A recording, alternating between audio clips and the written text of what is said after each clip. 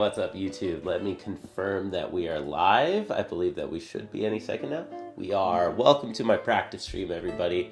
My name is John. I am a former math major, pure mathematician, turned software engineer, and now I am a YouTuber, apparently. So I am hanging out here, just studying mathematics and trying to build a community of like-minded math hobbyists and math enthusiasts. So I've been practicing a bunch of linear algebra. I'm trying to go breadth first. For those who've studied programming or computer science in any way, that means like take one element of this path and then one element of this path and one element here, and yeah, so like instead of going depth first down a tree, going deep, you take a little bit of each layer, of each row. Like, so more importantly, more namely, I'm solving the first problem from the first section, then the first problem from the second section, then the first problem of the third, etc. So today we will be talking about vector spaces, and I created these little tables of exercise numbers so we can see that I've solved, where is it? I can show you all, although I like just crossing it out in pen like a madman directly in my book. It's just so satisfying to cross off numbers, right? We solved 4 problems so far from section 1. This is the definition of vector spaces. So we'll be picking up a problem from there. I already wrote out this first problem. Then we'll be going to section 2, basic concepts of vector spaces. Then section 3, coordinated. And then finally, if we get to it, we'll do a problem from inner product spaces. So I have 1 hour. I have exactly 1 hour. So let's see how far we can get today. Thanks for hanging out with me. Let's study some mathematics like a bunch of nerds. All right, so this problem asks, is this thing the set of all 2x2 matrices with the usual addition, but scalar multiplication is redefined to be any scalar multiplication is always going to be the 2x2 zero matrix. So how do I know, how can I tell if something is a vector space? Well, we need to satisfy a few properties.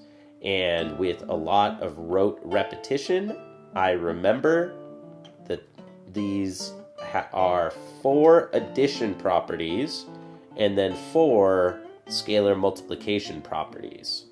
All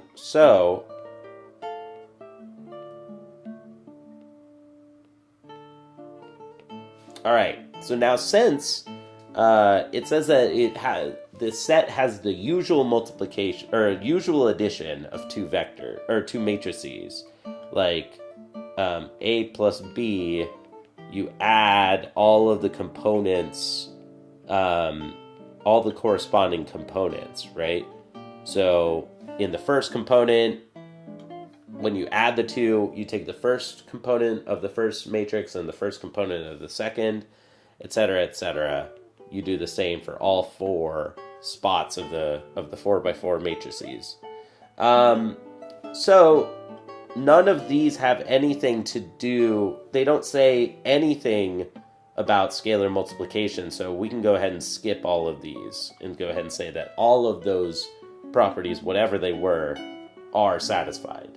So now the only thing that we need to do here is try to remember what are the properties of scalar multiplications. These are the axioms or properties of a vector space.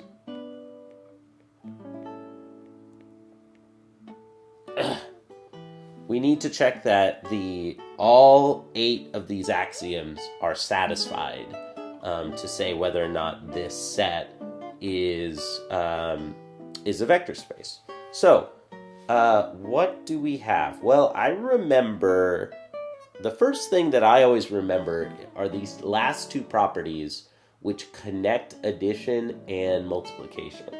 So, we have, I'm going to use R times A plus B we should have distributivity of vectors, RA plus RB.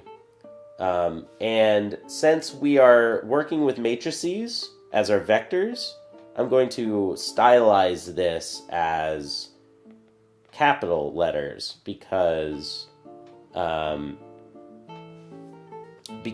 these are matrices that we're going to be checking. And then we also have to have two scalars multiplied by a matrix should equal the scalar times that matrix plus this other scalar times that same matrix. So these are the two distributivity properties. Distributivity of two vectors in distributivity. Frale just calls this distributivity 1 and distributivity 2. But I like to specify to be able to say something, like be able to say a phrase and put it in your mouth. Distributivity of two vectors and distributivity of two scalars. So, well, let's start with these. Pretty confident that these are satisfied. Let's give these different colors. Maybe this one is in red and this one is in green. So in red, R times A plus B, well, whatever the two matrices are, they will be some other matrix C, and this is going to be 0 because we define our scalar multiplication, no matter what the matrix is, it's 0, right? And then on the right-hand side, RA plus RB is 0 plus 0, and the 2 by 2 matrix 0 added to itself is also the 2 by 2 matrix. So, therefore, left-hand side equals right-hand side, and we get a nice check mark on this one. So we showed that those two are equal, and now let's go to distributivity R plus S times A. Yes, this is clearly going to be, I don't know, some other two scalars added together are going to equal some other scalar times A, and that's 0. And, well, 0 is equal to 0 plus 0, and 0 plus 0 is equal to R times A plus S times A. So this property is also satisfied, right? Now, we may have a problem. So those two are satisfied. But now I'm remembering, okay, what are these other two? I think that we always have to have a 1 vector such that 1 times a vector v equals v. So a multiplicative identity. We need to have an identity. I should have just checked this one first. I probably should have just remembered this one. And this one does not hold. We do not have any... there is no... well, let's say...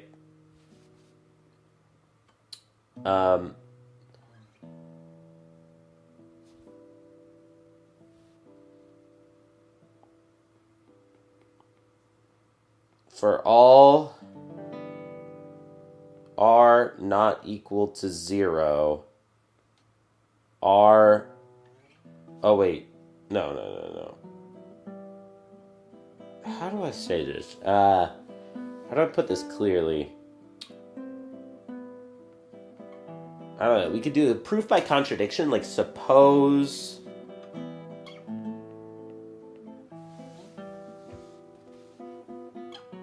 I don't like a proof by contradiction, but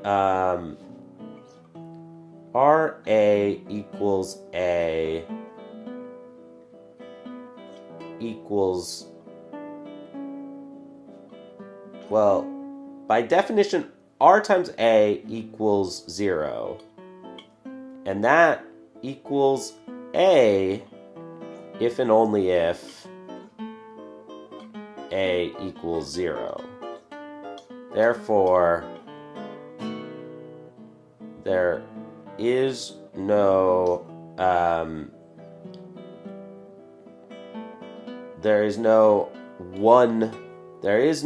multiplicative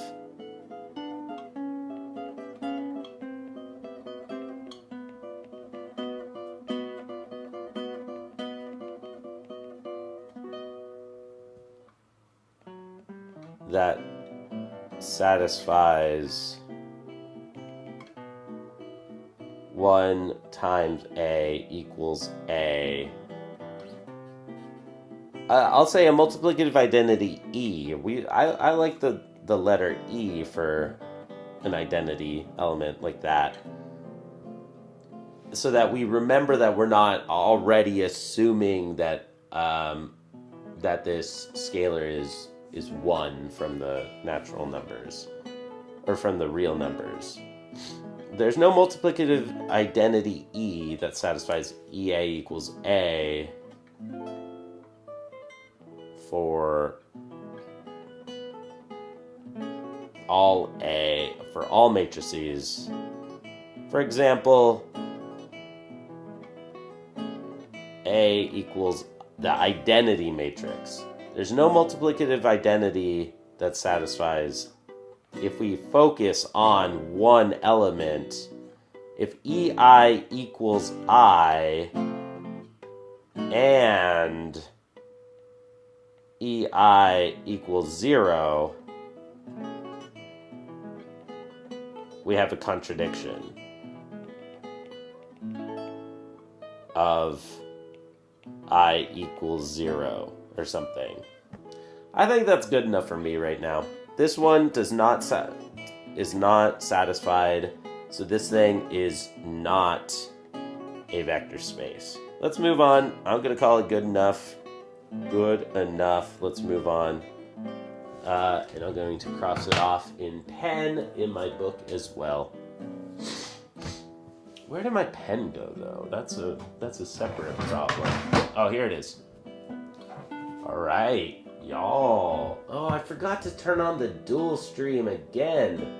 That's a problem, y'all. I was like, nobody's watching me today. Nobody's watching. I messaged the Discord, so if anybody's watching this, you can join me. I have a Discord, everybody. Easy to pronounce it. Discord.jcpractices.com. If anyone wants to join, that's a little shortcut. So, all right, let's go. Also, link in the description, probably, if I remember. 3.2, basic concepts of vector spaces. Let's keep going. So we're working number 4. I should be fair to both of these guys. This is Frale and Beauregard, y'all. Not just Frale. I like to just say Frale for short. And I'm going to assume that he had more contributions because they're not alphabetized and Frale is first. So that's my... Unless they thought that Frale was more pronounceable than Beauregard and Frale, but nah. All right, 3, 2, 4. We're probably deciding if this thing is a vector space or something. The set of all functions. The set of all functions f in the vector space. The set of all functions f. Oh wait, no. I started reading the wrong one. The set of all functions f such that f of 1 equals 0 in the vector space So we're going to consider this set. In the vector space capital F of all, I'm going to shortcut this, the vector space F of all functions mapping R into R. I'm going to just use a little bit of shorthand here. And now this is asking, oh yes. Is this thing a subspace? Alright, so how can we tell if something is a subspace? We need to satisfy two properties. We need closure under addition, closure of addition, and closure of scalar multiplication. Okay, so that means for two elements A and B in U, which is a subset of a vector space V, we need A plus B to also be in the subset, and we need for all K in the field, or in this book, the field is always in this book the field is always the real numbers. But for all K, then we need KA to also be in U. So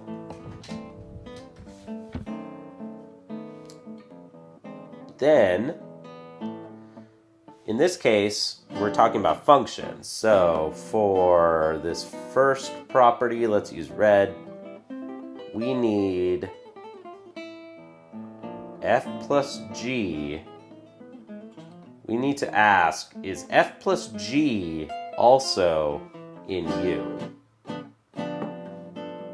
In other words, does the combined function F plus G evaluated at 1 also equal 0? Yes, it does, certainly. Yes, by definition, F plus G of X equals F of X plus G of X. So F plus G of evaluated at 1 is F of 1 plus G of 1. That's 0 plus 0, and that is 0. Cool, done. So this one, closure under addition, is satisfied. And then, let's use green or something for this other one. Alright, so okay, this one's going to fail. Oh wait, no. F of 1 equals 0. Yes, yeah. No, this is fine. Let K be a real number and F be in U.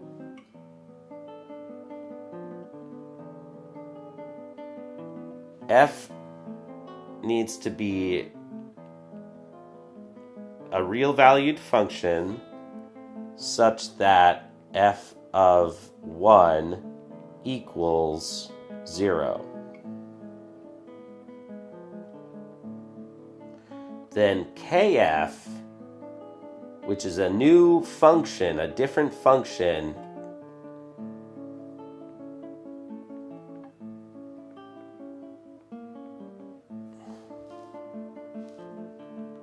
is defined such that KF of X equals K times F of X. Right? then kf evaluated at 1 equals k times f evaluated at 1, which is equal to k times 0, and that's 0 for all k. And, well, 0 is equal to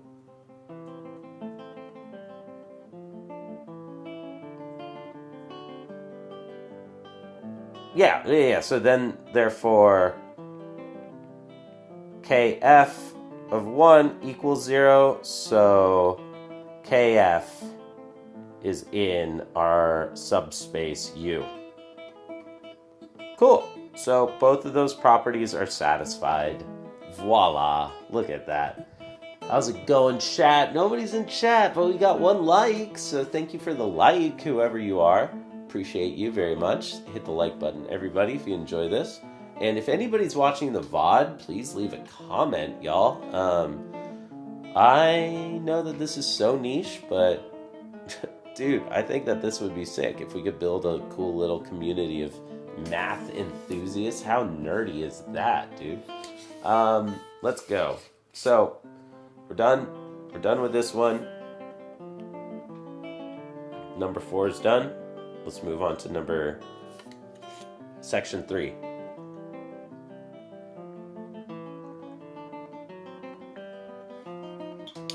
I'm also going to cross it out in pen in my book.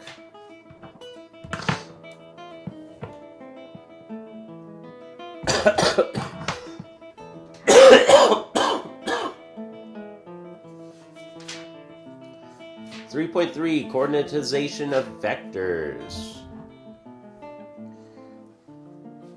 Now, this is where my memory is going to start getting like a little slippery.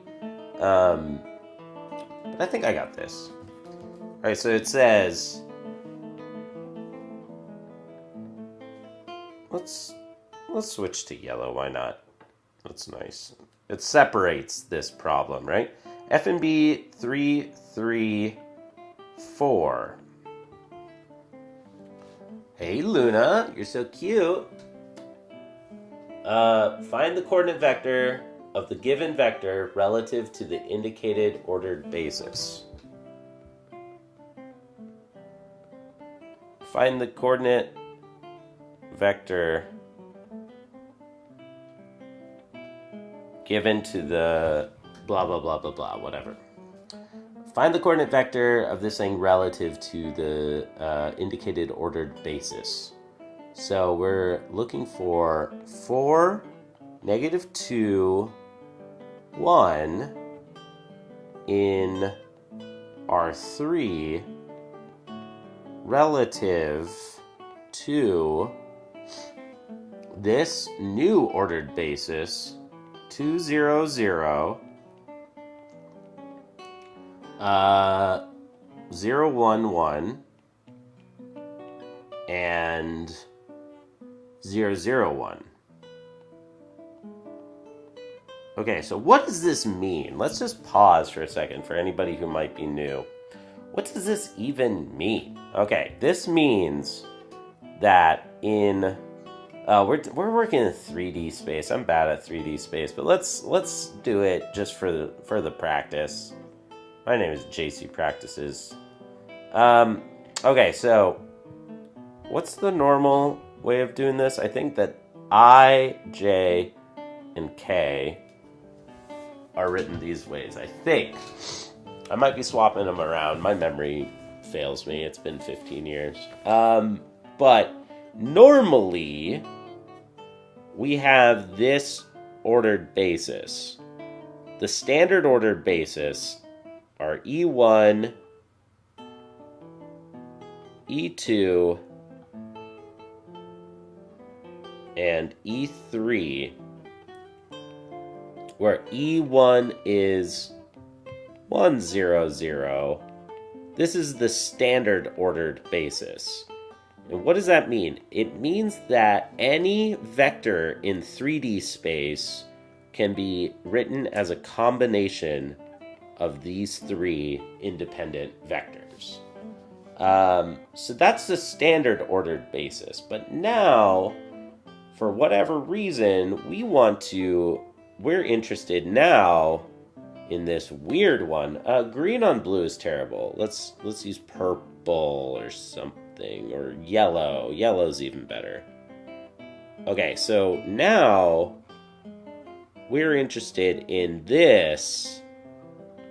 I'm going to use dots in this little space because, I want to be able to see the red as well, right? So now we have this new ordered basis. I'm going to call them W1 for weird.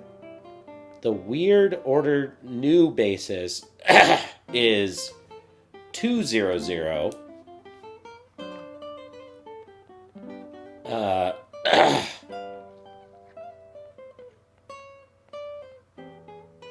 I already wrote these. I could have just pointed to them or something instead.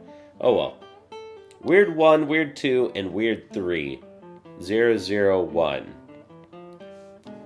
Okay, we'll notice that weird 3 is the same as the third standard basis, right? Those are the same. And then weird 2 is 01, 1. So if this is 1 unit over, then we need a parallel line and 011. We need a parallel line here. So now here is weird 2. Hard to see them. Kind of hard to see in 3D space for me. If I erase just... Oops, too much. Erased way too much. Let's take a finer eraser. I didn't know that there's finer erasers. Let's default to the finer eraser. If I erase some of these helper marks, it's going to be easier to see this. Again, we're just going to have to leave those other ones. All right. So now, these are the 3 vectors. Let's just, what am I talking about? You can still see the red arrowheads on the standard basis. Those are the 3 vectors for a new ordered basis. Yo, chat is unusually full today. Are you being sarcastic? Your buddy 6404? You're the only one, dude. What's up, man? How are you? I don't appreciate your sarcasm, bro, but hey, now I get to turn on chat on screen. Some social proof that I'm not just here all by myself. Look at that. What's up, man? How are you?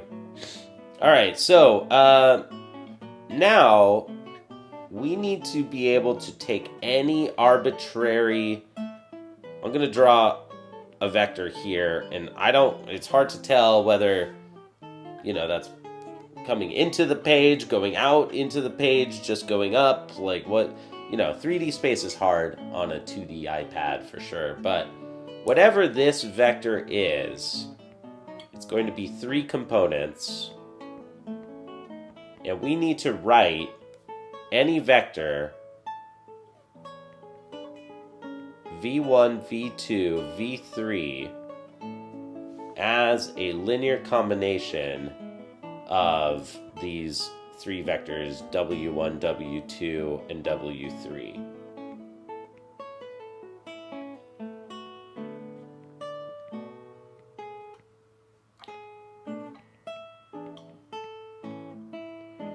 So, yeah, that was pretty weird. Speaking of weird, okay, let's do this. Move, scooch. Scooch. All right, so I'm going to go ahead and just take a little shortcut there. And now, if you think of it, A times that first column plus B times the second column plus C times the third column, that means that we can write these as column vectors, 2, 0, 0, 0, 1, 1, and 0, 0, 1 times a combination A, B, C, right? Equal to our other vector. And now, well, what is the vector that we're trying to solve for? We need to find a combination of W1, W2, W3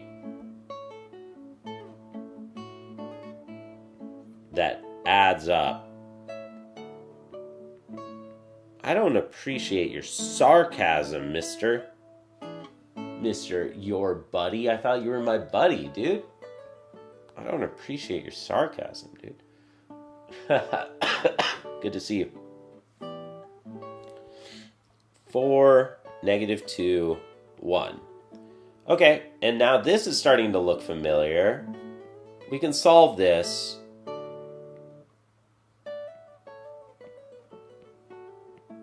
by doing row operations on this adjoined matrix. So now, well, if we divide the first row by 2, we get 1, 0, 0, 2. Then we get 0, 1, 0, -2. And if we subtract the second line from the third line, then 1 minus -2 is 3. So this means that it should be true that 2 times W1 minus 2 times W2 plus 3 times W3 equals our vector V that we're interested in. So you can verify that for yourself. I'm pretty sorry, my bad. No, you're chill, dude. You're chill. Don't worry about it. Nice to see you, dude. I'm just joking. Good to see you, bro. How's your day going? How are you? Okay, so I think that's good enough. Our coordinate vector is 2, -2, 3. Done. I'm going to call that done. That was number 4. Now let's, I get to cross it out. How satisfying. Number 4 is crossed out in my book. How do you think the text is on screen? Is it too small, dude? Or is it good enough? Because I don't know how to make the text bigger in the way that I just set up chat today on screen. Does it look all right? What do you think? like your chat, I mean. Can you read it well enough? I really dislike that stupid welcome message, though. I'm just going to chop it out for now. Let's chop that out.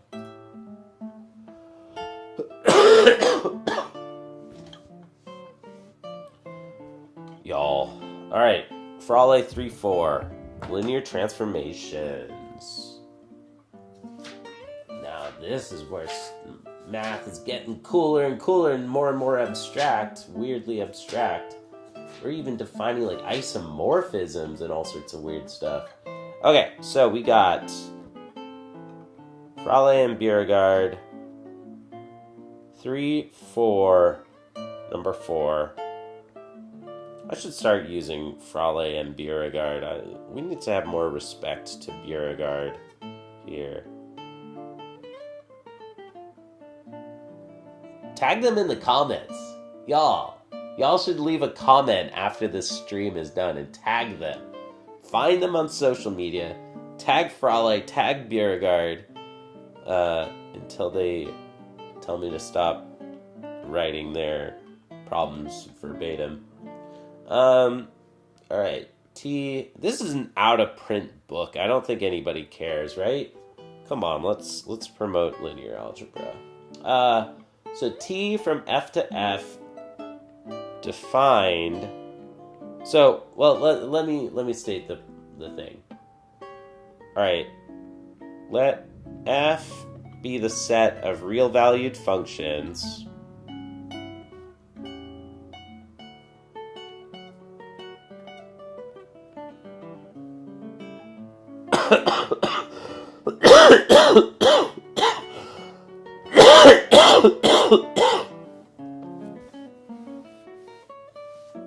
If I was to be precise about this, let me show you all, because I know that we got some newbies in the chat. So I shouldn't be so frickin' sloppy here. This would be the more precise way to write it. Okay? Let f be the set of all functions mapping real numbers into real numbers. So f is a set. I'm giving this a shortcut of... I've been giving this a shortcut of let f r to r, but this really means f is a function mapping r to r, and that's not correct. It would be just like slightly better if I said that f is a set of r to r, but even that is not really correct. Like, this here is the correct way to write what I'm saying. F is the vector space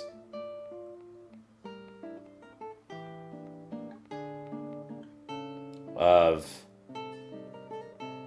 real valued functions.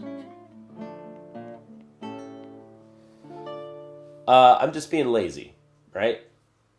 I think generally speaking we use f to mean that, but anyways, let f be the vector space of all functions mapping r into r. Determine whether the given function, and I don't even know, real valued functions, does that mean that the codomain is real valued? I think that when people say real valued functions, they mean that the domain and range are both real numbers. But I could be wrong. The book says the vector space of functions mapping R to R. And they don't use the set notation symbols that I am here, but that is what this set notation means. The set of f such that f is a function mapping R into R. I'm just being lazy, right? Okay, so now, what are we doing though? Determine whether this thing is a linear transformation.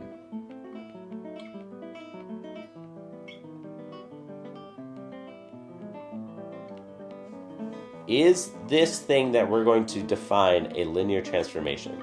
So, t from f to f defined by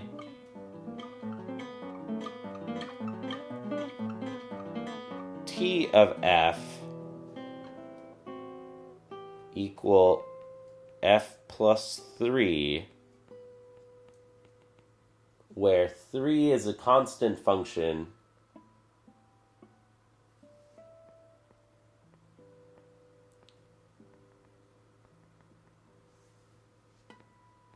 where 3 is the constant function with value 3 for all x. Value 3 for all x in R.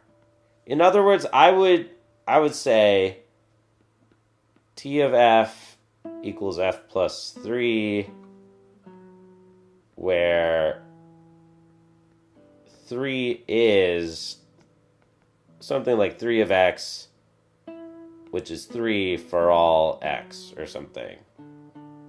Or 3 maps everything into the value 3. But it's useful to remember that this is a function or a vector in this vector space. And this is a scalar number. This 3 is just the good old regular 3 that we know and love. this one is a function. Maybe we could call it f underscore 3 or something. Or 3 of x or something. Or 3 vector. But whatever it is, this is an element. This is a real valued function. It's just the constant function. Anyways, okay, so how do I know if something is a linear transformation? It needs to satisfy two properties.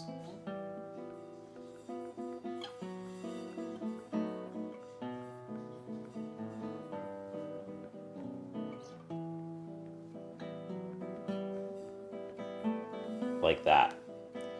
Okay, so if we give this one blue, t of, let's take two functions f and g, then this would be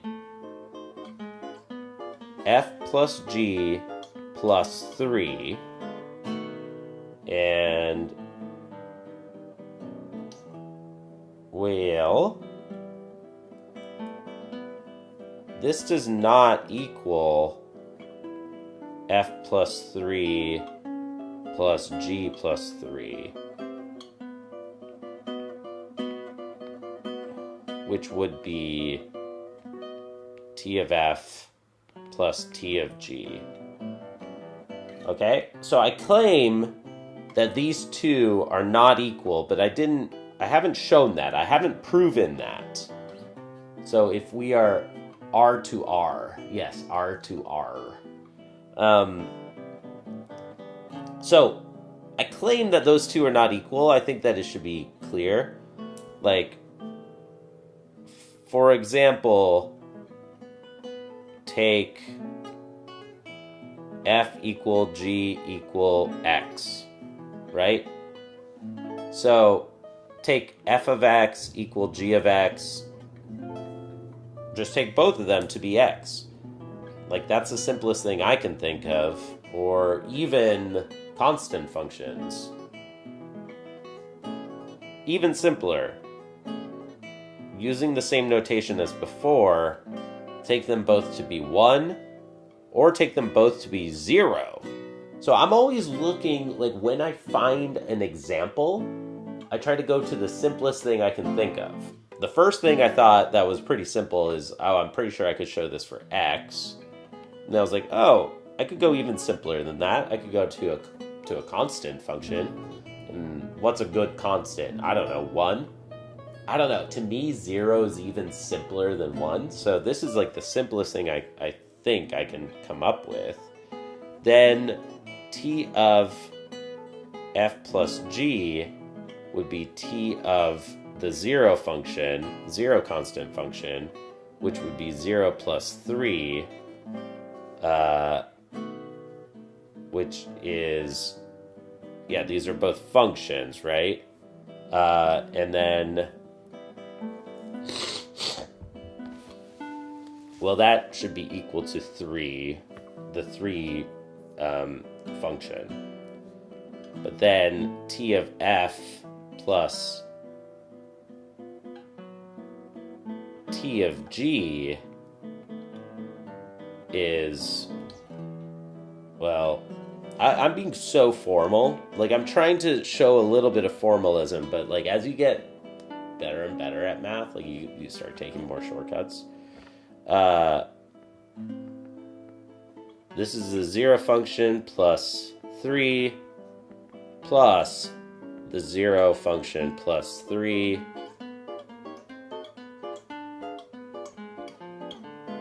which is the 6 constant function, and these two are not equal.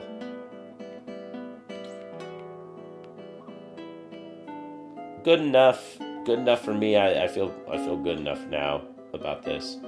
So this thing does not hold, therefore this thing is not a linear transformation. Let's move on. Yo, yo, yo, yo, attendance here. Thank you for tuning in, man. What's up, Peppa? Good to see you, bro. How are you, Peppa? How's it going, y'all? It's good to see you all. Thank you for tuning into my practice stream. This is so nerdy, though. This is so nerdy. Like, why are you spending time? You're not even taking linear algebra, are you? You're just hanging out? Do you even know what any of this is? Dude, do you even math at all? Dude? Thanks for tuning in. So hard over my capability currently. Dude, I'm telling you what is cool, I think, is that, let me find it. So we already have filled 168 pages in this notability sheet. That's amazing to me. I can't believe we are already at 168 pages. Bro, I'm telling you, if you are curious about what I'm doing, right now, we're in chapter 3, right? But dude, we will do guitar practice in I have a meeting with a friend in 30 minutes, but then after that, I'll do guitar practice. So probably in an hour. By the way, everybody, thank you for shouting out my guitar. I'm a guitarist, and we're listening to myself right now. This is me. So if you ever want to hang out with me while I'm practicing classical guitar, that can happen.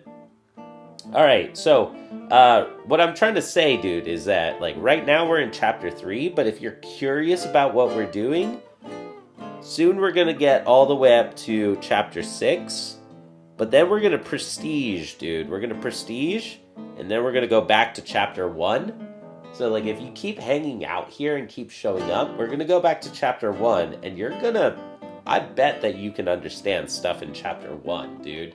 I'm telling you, you can understand stuff in chapter 1. But right now we're in 3, so I understand if you're lost right now. You can just imbibe in the vibe. Just hang out anyways. All right, well, there we go. That was, I feel pretty good about that. That was problem 4. We're done with problem 4 on linear transformations. Let me cross it out in my book. I already did that. Look at that. And now, last section, we got to it. Inner product spaces. Now, this is a topic that I don't feel very comfortable with. I math a little, but no linear transformation yet. Well, dude, now you've learned a little bit, okay? Here's your flavor. Here is a linear transformation, man. Now you learned a little bit. It's anything that takes, it maps between 2 vector spaces, and it needs to be linear in addition, and linear in multiplication. Okay? Maybe you don't understand exactly what that means yet, but that's enough, dude. A linear transformation is linear in addition and linear in multiplication. And you can understand a little more precisely what that means, with repeated exposure to the same idea again and again. You learned something today. You learned something because you hung out here instead of TikTok, dude. All right, Fräulein Beauregard, let's stop ripping off Beauregard. Fräulein Beauregard 3.5.3. So, does this thing satisfy the inner product properties? Is this thing an inner product? In R2, let bracket, I'm going to say bracket x, y, wait, here. They write it with more notation, but let bracket x, y equal x1 squared y1, x1 squared y1 plus x2 y2.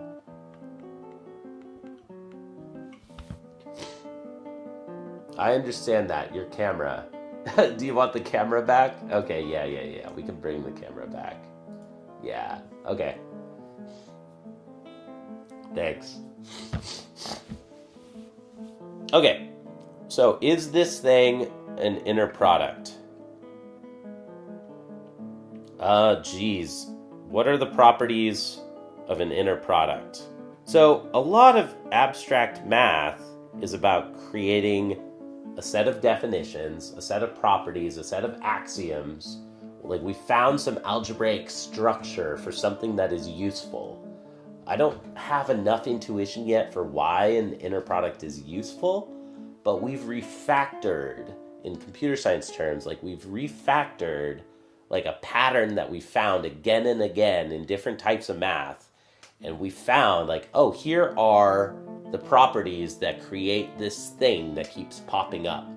This thing is useful, and these are the properties that are in common with this thing that keeps showing up again and again. Wild. What's up, SB Practices? How are you, man? Good to see you, bro. Dude, all the homies are in chat right now.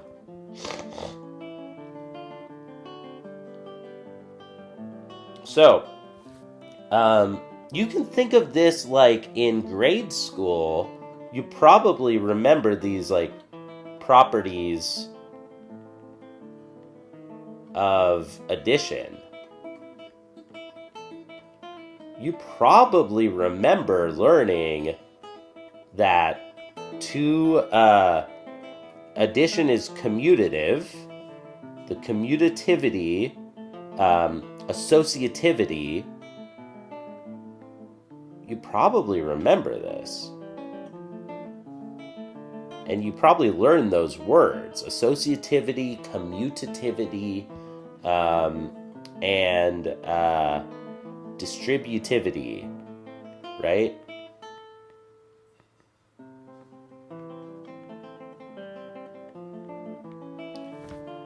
So you can think of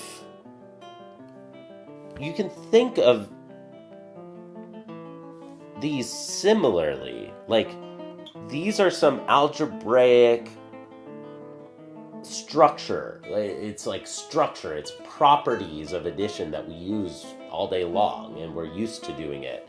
You know, if you have 1 plus 2 plus 3 plus ... 100, we can rearrange these things as like 1 plus 100 plus 2 plus 99, you know, like, we can rearrange addition and, you know, no problem. Like, super easy to just rearrange. We're using this first property all the time, and we're so used to it. And as well as using the second property, like, it doesn't matter what order you add three numbers, we always just write A plus B plus C. We're used to just always thinking of adding three numbers. We don't need to include parentheses for addition. But notably, note that A minus B does not equal B minus A. So subtraction, for example, is not commutative.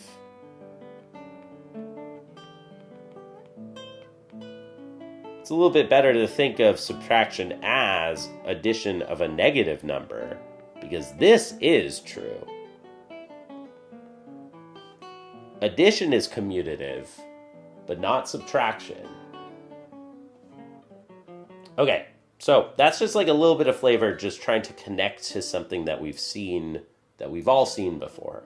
We're doing something similar. Like, again and again, we just keep defining, here's the definition of a thing, here are properties that create that pattern that we've seen before. What is an inner product? Now I'm going to get stumped. I think that we have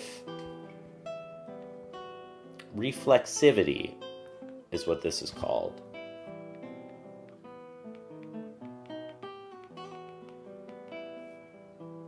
It's not commutativity. It's actually, wait, is it commutativity or is it reflexivity?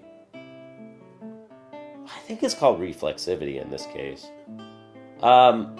We need to have linearity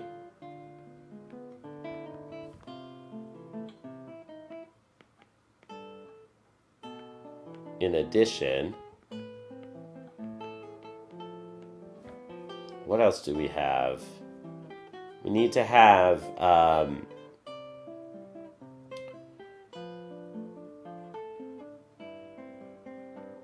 like to use K for multiples. Kx equals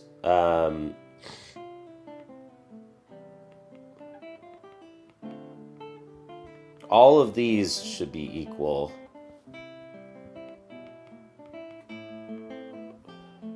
And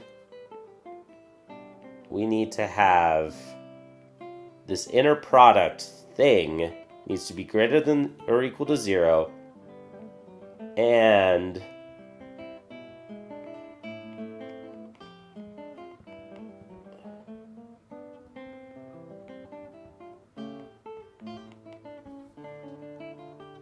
x, y, the inner product of x and y is 0 if and only if x is equal to y.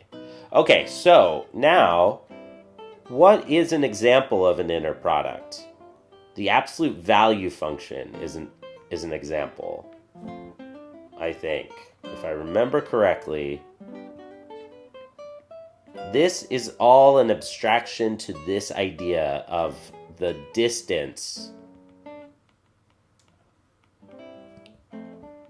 from A to B. This thing satisfies the property that A minus B, that the distance between A and B is 0 only if the 2 points are the same, right? Hey, what's up, Leo? We got Leo, we got others as well. Y'all, long live maths, for real. Yo, and I get to even like have more social proof now. I can increase this chat. Yo, look at that social proof right there. Look at that social proof. LLM equals long live maths. I love that. Not quite with this last one. Absolute value is also not an inner product, but it is rather related to one. Okay, shit. See, I'm always wrong. I'm often wrong, but I think that we're very close. I think that... oh, yeah, this would not be... wait. No, this... okay. Why not? Is it not? Is it not, dude? I mean, definitely A minus B equals B minus A, right? So that one is a check. Oh, X plus Y comma Z is probably not the same. I think that the second property doesn't hold. Maybe the third property doesn't either. But the first and fourth do, right?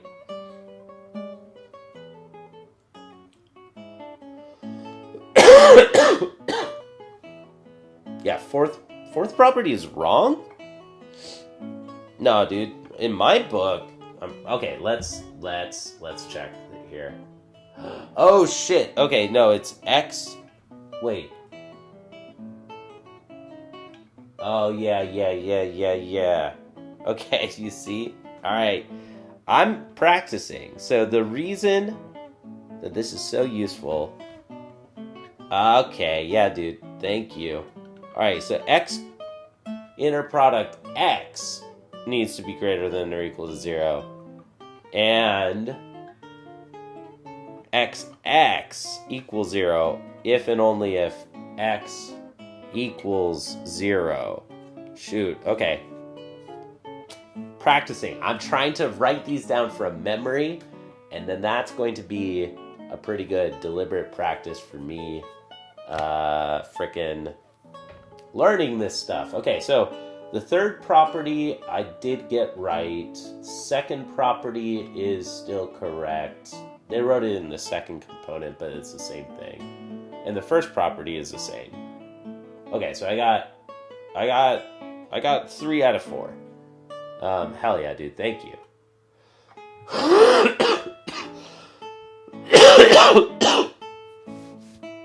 Okay, well, I tried my best.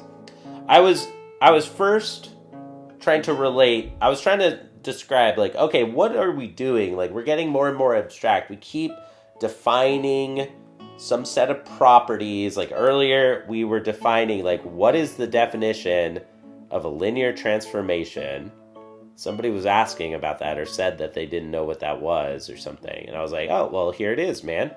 It's something that satisfies these two properties, linearity in addition and linearity of multiplication.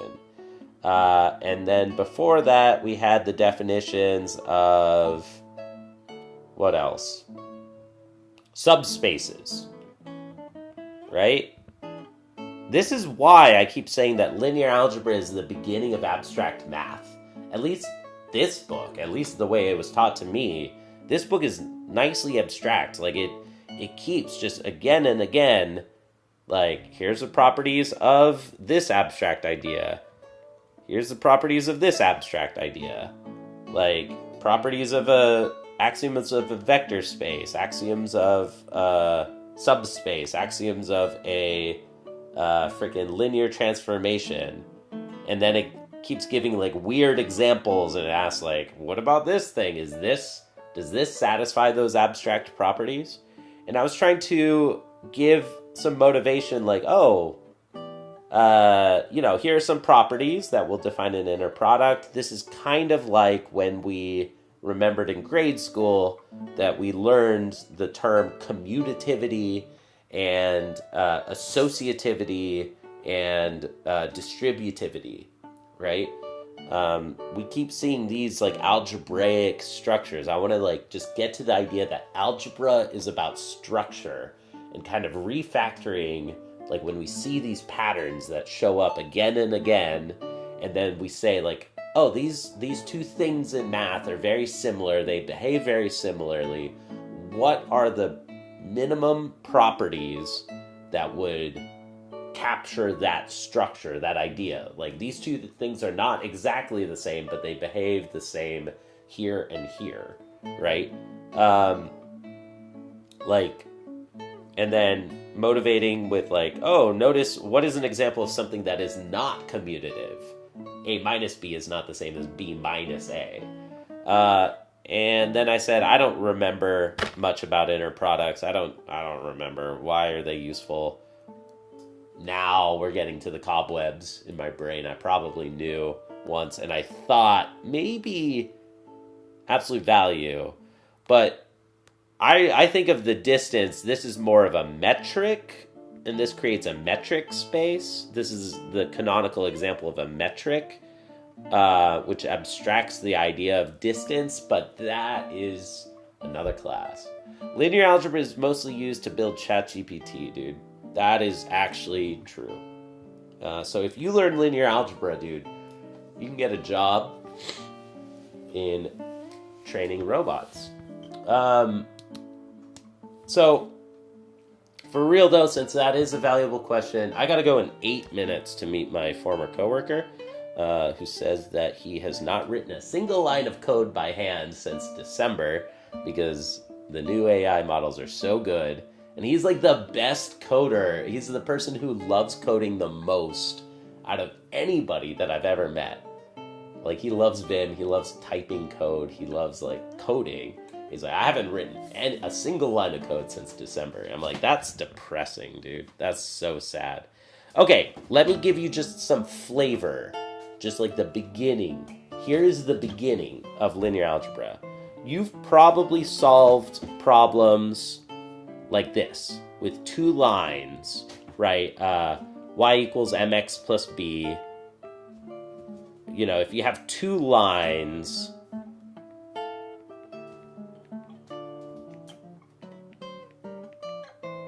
like, maybe you have two liquids and they have acid, a certain amount of acid, and they both add up to some number, and the acid amount adds up to some other number. Like, that's an example I just saw recently. But the point is, this is the common pattern where you solve for the intersection of two lines, right? Well, if you want to solve for the intersection of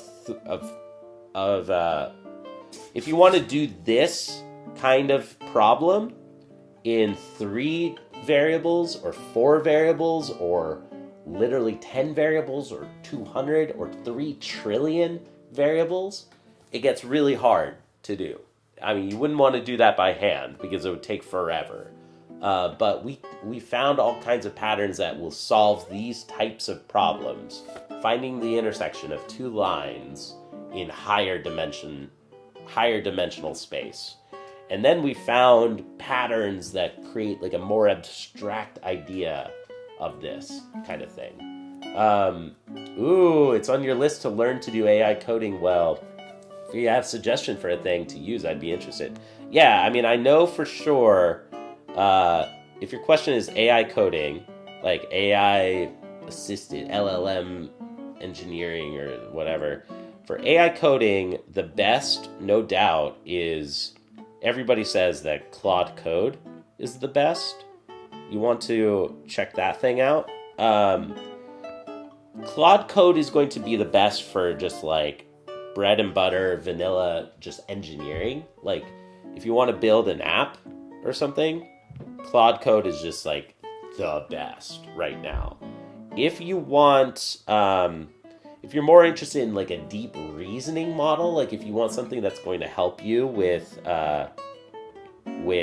math problems, like and solve like research and you know, I think that OpenAI's Codex and just OpenAI's models are the best for like kind of more research problems right now.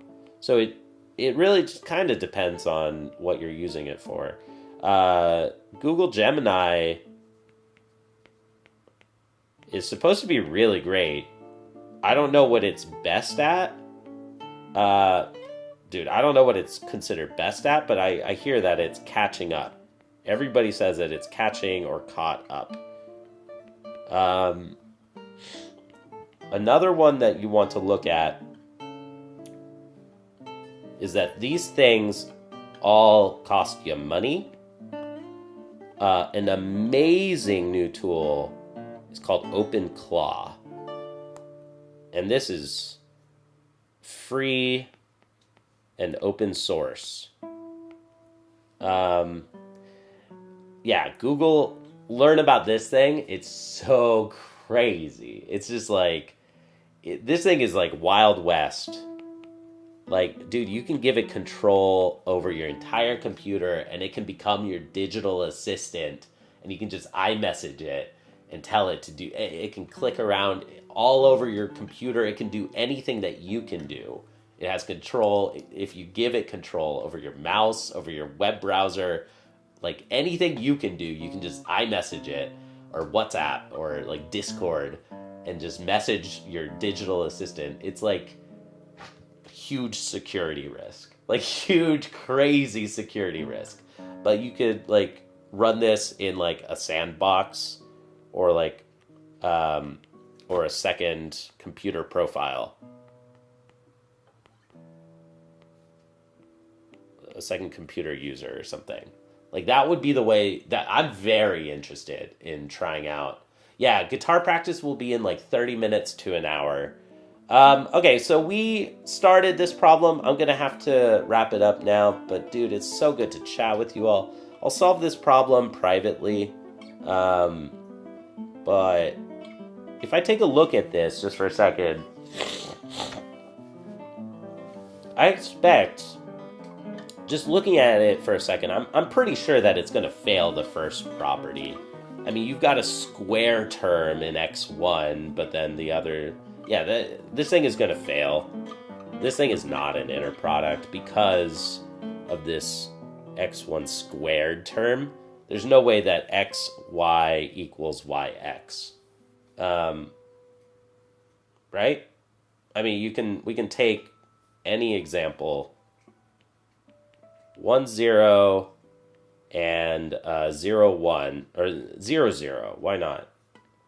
Well, no, that would... I don't know. My favorite example is like, it would be shocking to me if I need to come up with some numbers, an example, I just use the numbers 1, 2, 3, 4 when I can. Um, and dude, this would be shocking to me if they were, if they matched.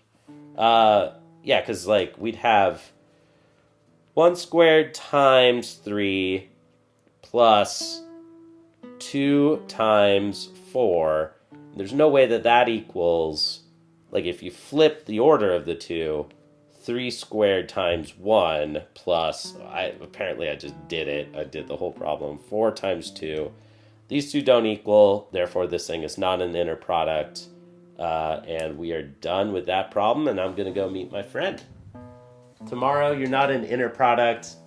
TMW? Tomorrow? You're not an inner product, and JC sends you to the shadow realm. Okay, I'm lost a little bit, but hell yeah. I ain't giving AI control to dystopian. Yeah, I'm starting to just come to grips with the fact that I need to catch up with AI. Oh, that moment when. That moment when you're not an inner product and JC sends you to the shadow realm. I love that. Like, the metric. Like, oh yeah, you fucking thing over here. You're not an inner product at all. You're a metric. You're an abstraction. Or you are the motivation for the abstraction of distance. And then, y'all, metric is about distance. Topology is like, what if we get rid of distances? Like, topology doesn't care about distance. We analyze two shapes as if they were Play-Doh. Like, if you can stretch one into the other, and now we get rid of the idea of distance, and what algebraic, what kind of structure do we get then? Like, what kind of mathematical structure do we get if we loosen, like relax one of these properties? That's a common pattern that shows up again and again in math. So thanks for hanging out with me, everybody. This has been fun. I'll be practicing classical guitar in probably 30 minutes or an hour. 45 minutes to an hour. Bye. I gotta meet my friend.